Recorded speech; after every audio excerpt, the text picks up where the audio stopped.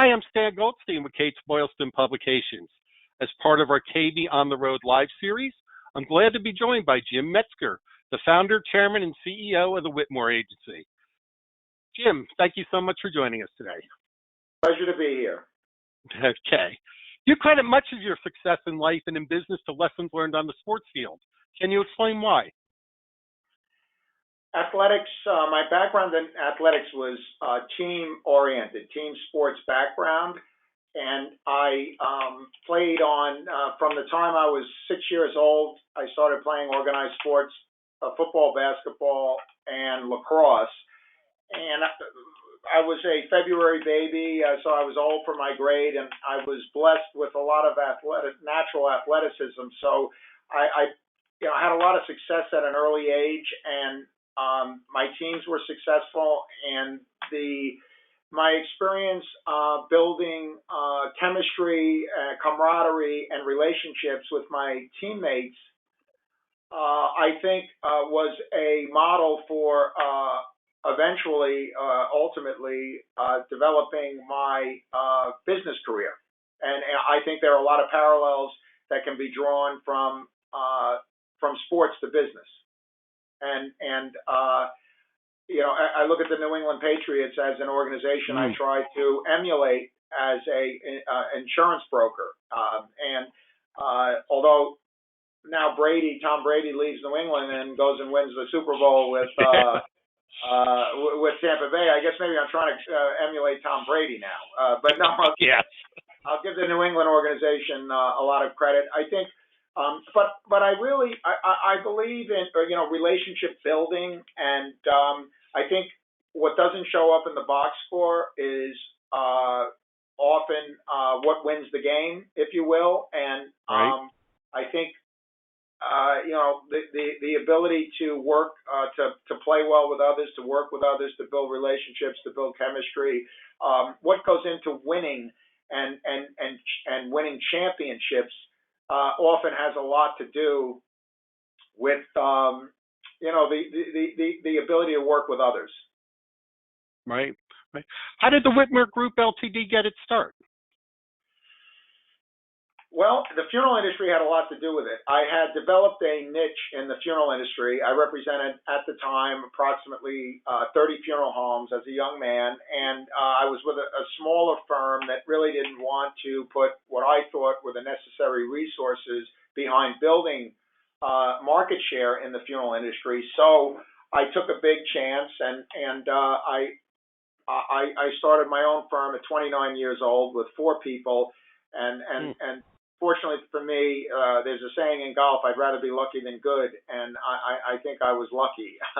But I was able to develop a real significant market share and critical mass in New York and then New Jersey, Connecticut, so that that critical mass enabled me to launch and develop some proprietary products, and then I became involved on a national level, and that's why it's a big thrill for me to be with American Funeral Director now. And as I said to you earlier, that the cover story for the convention edition was a big thrill because of in '89 the funeral industry was about 95% of my revenue.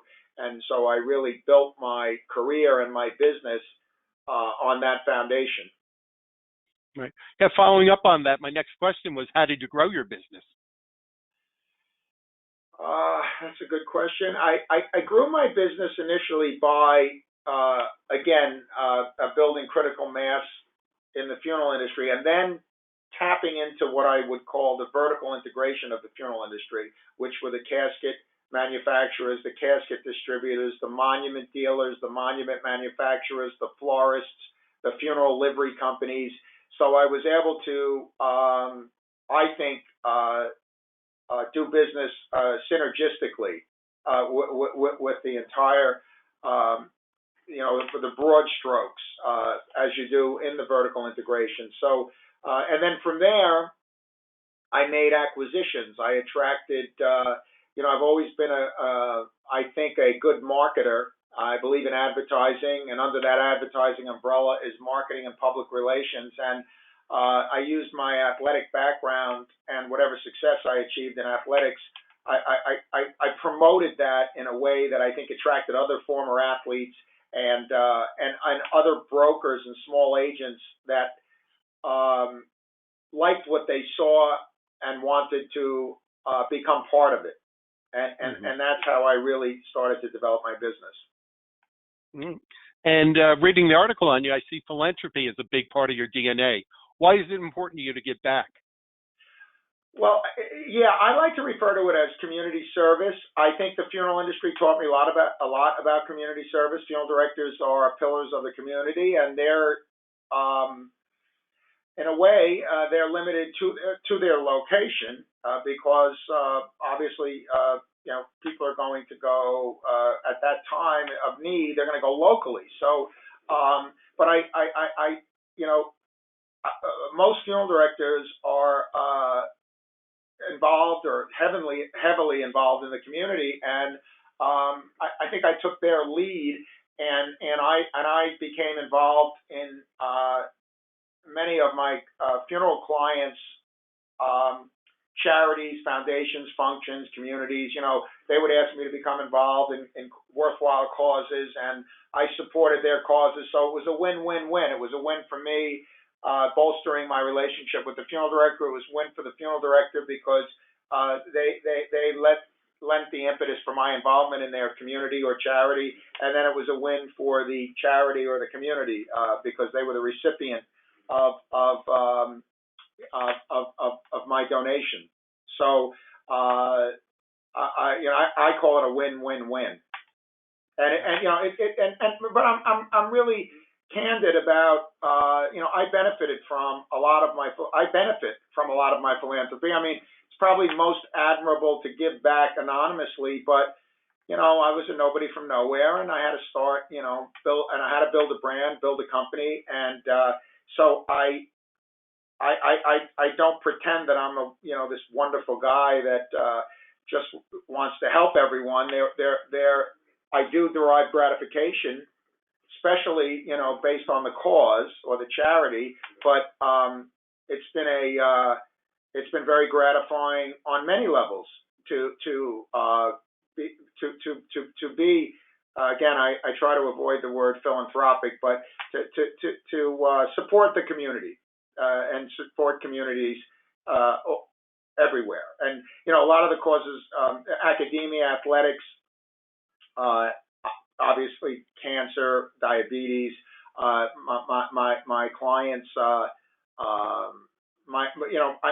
I'm really aligning with my clients' commitments and communities too. On my own, I focus on young athletes.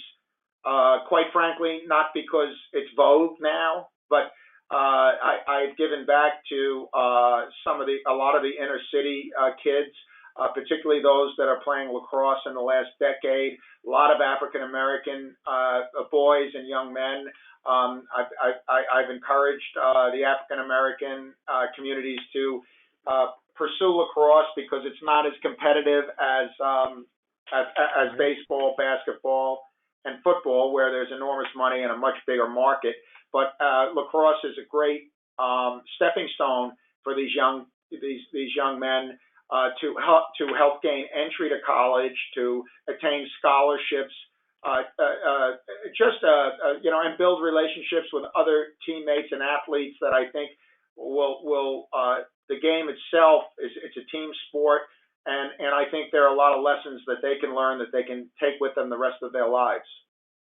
Right. And you just mentioned team. Talk about the value of your team.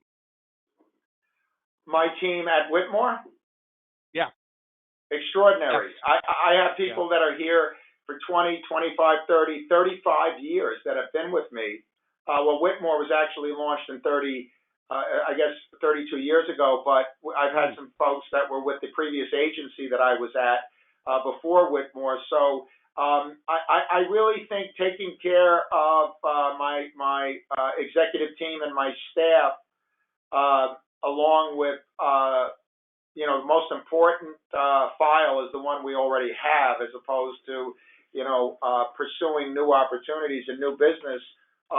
Albeit that's vitally important. There's nothing more important than the existing account, the existing client, and that's what I'm really focused on, first and foremost. So, but yeah, I mean, like the New England Patriots, like a sports franchise, there's ownership, there's management, the personnel, most important. The guys that win, the guys on the field win the games. My people that are on the front lines every day, servicing accounts and protecting assets, underwriting insurance, and it's a enormous responsibility and one that we take very seriously. Right. Great. And how may someone get in contact with you or the Whitmore Agency? We have a very strong presence online. You can Google Whitmore Insurance, and you'll have an entire staff, 80 people there, phone numbers, extensions. We're very visible online, and so that's easy. Just remember Whitmore Insurance. We're the Whitmore Agency now, formerly the Whitmore Group, and we were acquired by a $2 billion company, but I run it the same way I did previously. It's a decentralized model, and I still work every day. And again, I just want to say it's a thrill to be with the Kates-Boylston publications and American Funeral Director. What a thrill for me, because you've been around a lot longer than I have. I'm happy to say. 100 years, I think. Well, yes. I'm not that old. Yeah, it's been a while. Yes. Well, Jim, thank you very much. That was a great interview. Really enjoyed learning a lot about you. And have a great day. Thank you very much. You too, Stan. Thank you. Okay. Thank you. Bye-bye. Bye-bye.